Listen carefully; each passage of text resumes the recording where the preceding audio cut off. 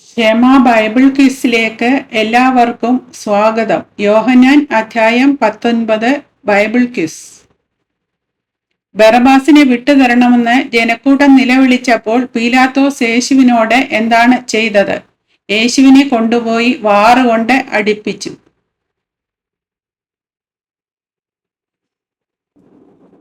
പടയാളികൾ യേശുവിന്റെ തലയിൽ എന്താണ് വെച്ചത്? മുള്ളുകൊണ്ട് ഒരു കിരീടം മെടഞ്ഞ് അവന്റെ തലയിൽ വെച്ചു. പടയാളികൾ യേശുവിനെ എന്താണ് ധരിപ്പിച്ചത്? ധൂമ്രവസ്ത്രം ധരിപ്പിച്ചു. എന്തു പറഞ്ഞുകൊണ്ടാണ് പടയാളികൾ യേശുവിന്റെ കന്നത്ത് അടിച്ചത്? യഹൂദന്മാരുടെ രാജാവേ, ജയ ജയ എന്ന് പറഞ്ഞുകൊണ്ട്. പീലാത്തോസ് പിന്നെയും പുറത്തു വന്ന് യേശുവിനെ നിങ്ങളുടെ അടുക്കൽ ഇതാ പുറത്തു കൊണ്ടുവരുന്നു എന്ന് മഹാപുരോഹിതന്മാരോടും ചേവകരോടും പറഞ്ഞതെന്തിന്?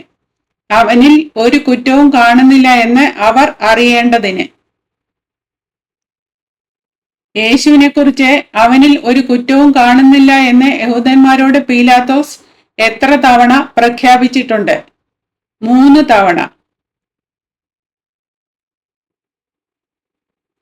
മുൾക്കിരീടവും ധൂമ്രവസ്ത്രവും ധരിച്ച് യേശു പുറത്തു വന്നപ്പോൾ പീലാത്തോസ് യഹൂദന്മാരോട് പറഞ്ഞതെന്ത്? ആ മനുഷ്യൻ ഇതാ.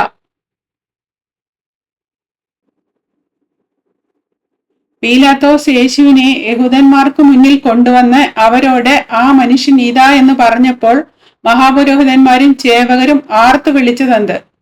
ക്രൂശിക്ക, ക്രൂശിക്ക. മഹാപുരോഹിതന്മാരും ചേവകരും യേശുവിനെ കണ്ടപ്പോൾ ക്രൂശിക്ക, ക്രൂശിക്ക എന്ന് ആർത്തു വിളിച്ചപ്പോൾ പീലാത്തോസ് പറഞ്ഞതെന്ത്? നിങ്ങൾ അവനെ കൊണ്ടുപോയി ക്രൂശിപ്പീൻ, ഞാനോ അവനിൽ കുറ്റം കാണുന്നില്ല എന്ന് പറഞ്ഞു. യേശു ന്യായപ്രമാണപ്രകാരം മരിക്കേണ്ടതാകുന്നു എന്ന് യഹൂദന്മാർ പറഞ്ഞത് എന്തുകൊണ്ട്? കാരണം അവൻ തന്നെത്താൻ ദൈവപുത്രൻ ആക്കിയതുകൊണ്ട്. യേശു തന്നെത്താൻ ദൈവപുത്രൻ ആക്കിയെന്ന് യഹൂദന്മാർ പറഞ്ഞത് കേട്ട് പീലാത്തോസ് ഭയന്ന് പിന്നെയും ആസ്ഥാനത്ത് ചെന്ന് യേശുവിനോട് എന്ത് ചോദ്യം ചോദിച്ചു? നീ എവിടെ നിന്ന് ആകുന്നു? പീലാത്തോസ് യേശുവിനോട് നീ എവിടെ നിന്ന് ആകുന്നു എന്ന് ചോദിച്ചപ്പോൾ യേശു എന്താണ് പറഞ്ഞത്? അവൻ ഉത്തരം പറഞ്ഞില്ല. സംസാരിക്കാതിരുന്ന യേശുവിനോട് പീലാത്തോസ് തനിക്ക് എന്തിനെല്ലാം അധികാരമുണ്ടെന്ന് അറിയുന്നില്ലയോ എന്നാണ് ചോദിച്ചത്. നിന്നെ ക്രൂശിപ്പാൻ അധികാരമുണ്ടെന്നും നിന്നെ വിട്ടയപ്പാൻ അധികാരമുണ്ടെന്നും നീ അറിയുന്നില്ലയോ? പീലാത്തോസിനെ എവിടെ നിന്ന് കിട്ടിയിട്ടില്ല എങ്കിൽ തന്റെ മേൽ ഒരധികാരവും ഉണ്ടാകയില്ലായിരുന്നു എന്നാണ് യേശു പറഞ്ഞത്. മേലിൽ നിന്ന്.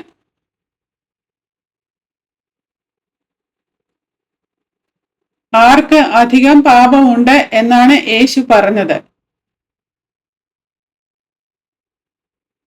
യേശുവിനെ പീലാത്തോസിന്റെ പക്കൽ ഏൽപ്പിച്ചവന്.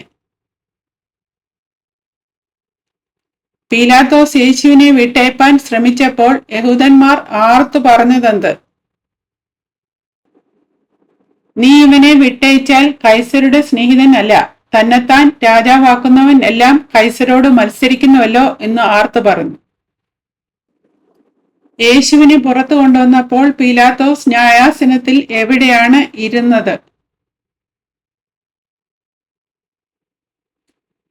കൽത്തളം എന്നും എബ്രായ ഭാഷയിൽ ഗബ്ബഥ എന്നും പേരുള്ള സ്ഥലത്ത്. പീലാത്തോസ് യേശുവിനെ യഹൂദന്മാരുടെ അടുക്കൽ കൊണ്ടുവന്ന് ഇതാ നിങ്ങളുടെ രാജാവ് എന്ന് പറഞ്ഞപ്പോൾ അത് ഏതു ദിവസമായിരുന്നു? പെസഹായുടെ ഒരുക്കനാൾ ഏകദേശം 6-ാം മണിനേരം.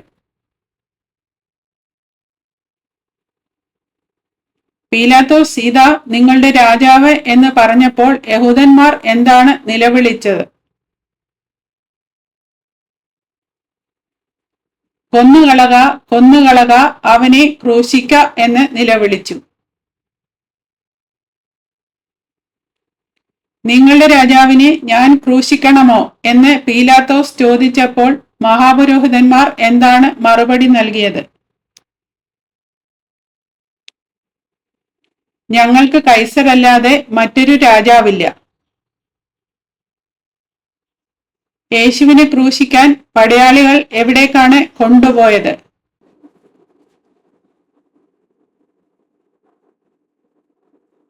എബ്രായ ഭാഷയിൽ ഗൊൽഗോഥ എന്നു പേരുള്ള തലയോടിടം എന്ന സ്ഥലത്തേക്ക്.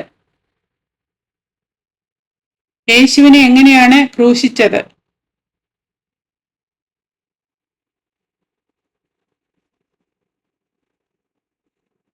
അവിടെ അവർ അവനെയും അവനോടുകൂടെ വേറെ 2 ആളുകളെയും ഒരുത്തനെ അപ്പുറത്തും ഒരുത്തനെ ഇപ്പുറത്തും യേശുവിനെ നടുവിലുമായി ക്രൂശിച്ചു.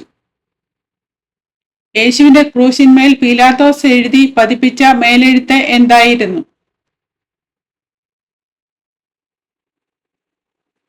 നസറേയനായ യേശു യഹൂദന്മാരുടെ രാജാവ് എന്ന് എഴുതിയിരുന്നു.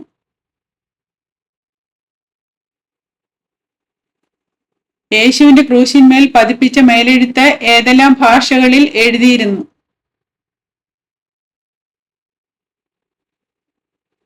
എബ്രായ, റോമ, യവന ഭാഷകളിൽ.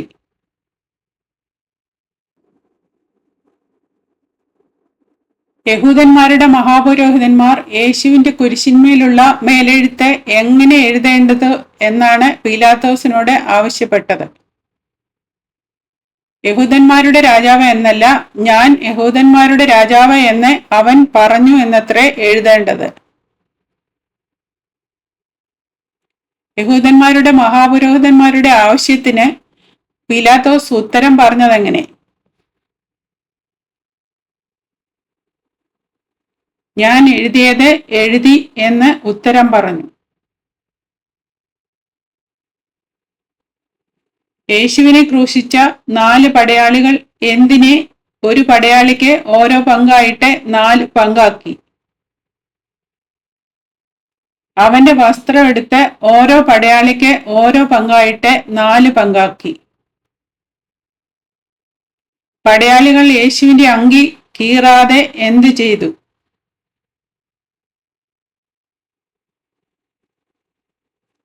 അങ്കിക്കായി ചീട്ടിട്ടു.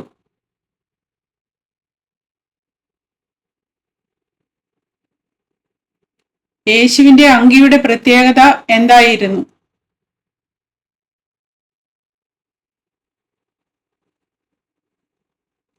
അങ്കി തുന്നലില്ലാതെ മേൽതൊട്ട് അടിയോളം മുഴുവനും നെയ്തതായിരുന്നു. കുരിശിന് അരികെ യേശുവിന്റെ അമ്മയും അമ്മയുടെ സഹോദരിയും ക്ലെയോപ്പാവിന്റെ ഭാര്യ മറിയയും കൂടാതെ വേറെ ആരുമുണ്ടായിരുന്നു? മഗ്ദലക്കാരത്തി മറിയ.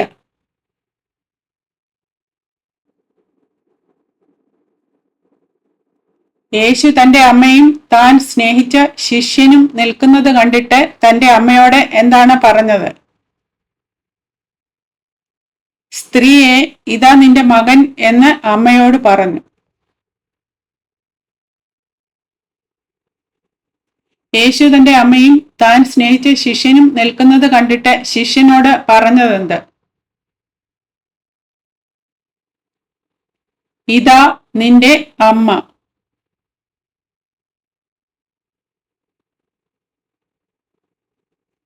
സകലവും തികഞ്ഞിരിക്കുന്നു എന്ന് യേശു അറിഞ്ഞിട്ട് തിരുവെഴുത്ത് നിവൃത്തിയാകും വണ്ണം യേശു കുരിശിൽ കിടന്നുകൊണ്ട് എന്താണ് പറഞ്ഞത്?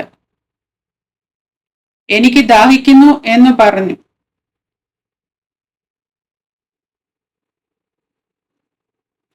യേശു എനിക്ക് ദാഹിക്കുന്നു എന്ന് പറഞ്ഞപ്പോൾ യേശുവിന് എന്ത് കുടിക്കാൻ കൊടുത്തു?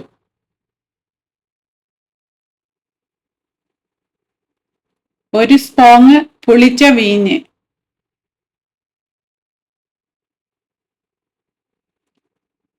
യേശുവിന് എങ്ങനെയാണ് ഒരു സ്പോങ് പുളിച്ച വീഞ്ഞ് നിറച്ച് അവന്റെ വായോട് അടുപ്പിച്ചത്? ഈസോപ്പ് തണ്ടിന്മേലാക്കി അവന്റെ വായോട് അടുപ്പിച്ചു. യേശു പുളിച്ച വീഞ്ഞ് കുടിച്ച ശേഷം എന്താണ് പറഞ്ഞത്?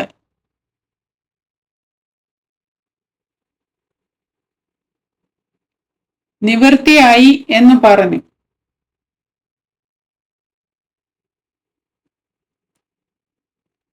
നിവൃത്തിയായി എന്ന് പറഞ്ഞതിന് ശേഷം യേശു എന്തു ചെയ്തു?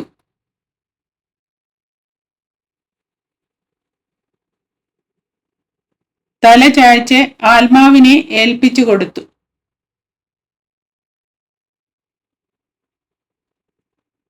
അന്ന് എന്ത് ദിവസമായിരുന്നതിനാലാണ് യഹൂദന്മാർ ശരീരങ്ങൾ കുരിശിലിരിക്കരുത് എന്ന് പീലാത്തോസിനോട് അപേക്ഷിച്ചത്? ശബത്തിന്റെ ഒരുക്കനാൾ.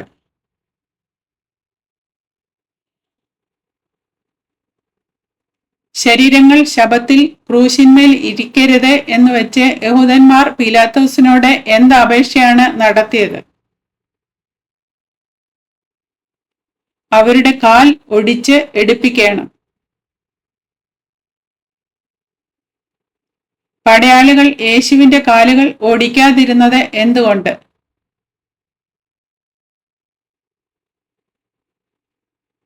അവൻ മരിച്ചുപോയി എന്ന് കാണുകയാൽ.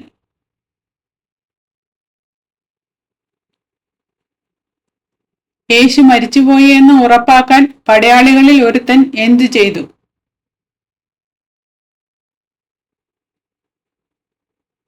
കുന്തം കൊണ്ട് അവന്റെ വിലാപ്പുറത്ത് കുത്തി.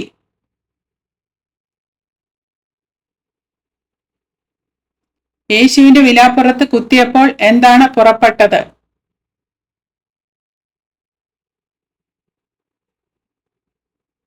രക്തവും വെള്ളവും.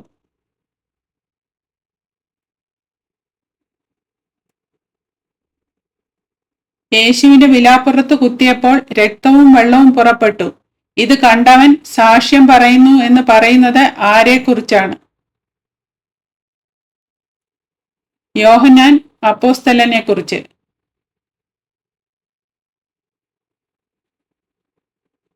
തന്റെ സാക്ഷ്യം സത്യമാണെന്ന് അവൻ പറയുന്നതിന്റെ പ്രധാന ഉദ്ദേശം എന്താണ്? വായനക്കാർ വിശ്വസിക്കേണ്ടതിന്.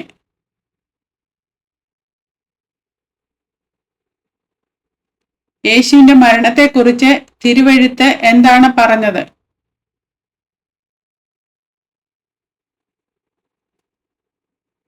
അവന്റെ ഒരു അസ്ഥിയും ഒടിഞ്ഞു പോകയില്ല.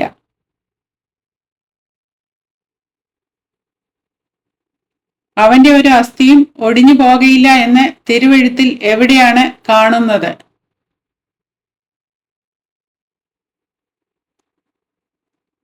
പുറപ്പാട് 12-ാം അധ്യായം 46-ാം വാക്യം, സങ്കീർത്തനം 34-20-ാം വാക്യം. പഴയ നിയമത്തിലെ പെസഹ കുഞ്ഞാടിന്റെ ഒരു അസ്ഥിയും ഒടിക്കരുതെന്ന് പറഞ്ഞതുപോലെ ആത്യന്തിക ദൈവത്തിന്റെ കുഞ്ഞാടായ യേശുവിന്റെ അസ്ഥി ഒടിച്ചില്ല.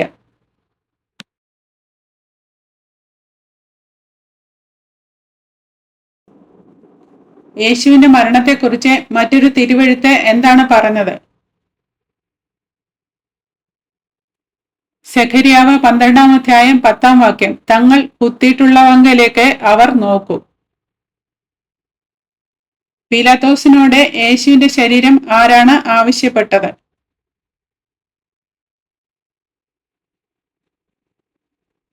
അരിമത്യയിലെ യോസഫ്.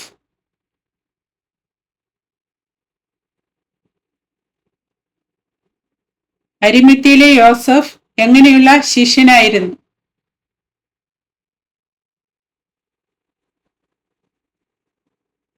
യഹൂദന്മാരെ പേടിച്ചിട്ട് രഹസ്യത്തിൽ യേശുവിന്റെ ഒരു ശിഷ്യനായിരുന്നു. യേശുവിന്റെ ശരീരത്തിൽ പൂശാൻ യഹൂദന്മാരുടെ ശവമടക്കൽ മര്യാദ പ്രകാരം സുഗന്ധദ്രവ്യങ്ങൾ കൊണ്ടുവന്നതാര്? നിക്കോദെമോസ്.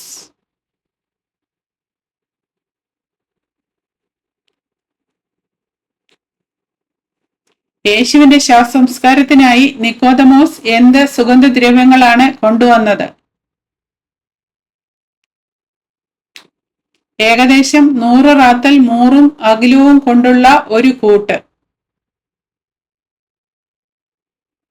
യേശുവിന്റെ ശരീരം എടുത്തതിനു ശേഷം അവർ എങ്ങനെയുള്ള രീതിയിലാണ് ശരീരത്തെ ശീലയിൽ പൊതിഞ്ഞു കെട്ടിയത്?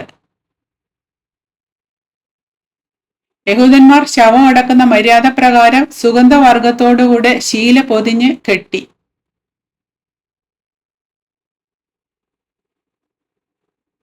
യേശുവിനെ അടക്കം ചെയ്ത കല്ലറയുടെ പ്രത്യേകത എന്താണ്?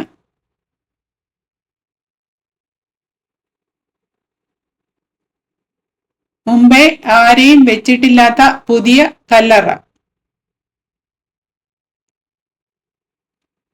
യേശുവിനെ അടക്കം ചെയ്ത കല്ലറ എവിടെയായിരുന്നു?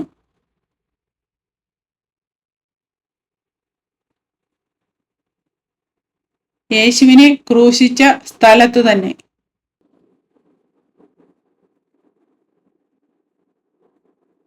എന്തുകൊണ്ടാണ് യേശുവിനെ സമീപമുള്ള കല്ലറയിൽ അടക്കം ചെയ്തത്?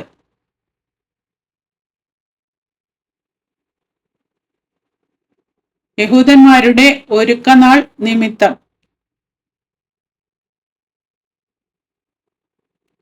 ചോദ്യങ്ങളും ഉത്തരങ്ങളും ഇവിടെ അവസാനിക്കുന്നു. ദൈവം എല്ലാവരെയും അനുഗ്രഹിക്കട്ടെ. ഈ ചാനൽ ഇഷ്ടപ്പെട്ടെങ്കിൽ നിങ്ങളിത് സബ്സ്ക്രൈബ് ചെയ്യുക, ലൈക്ക് ചെയ്യുക, കമൻറ്റ് ചെയ്യുക.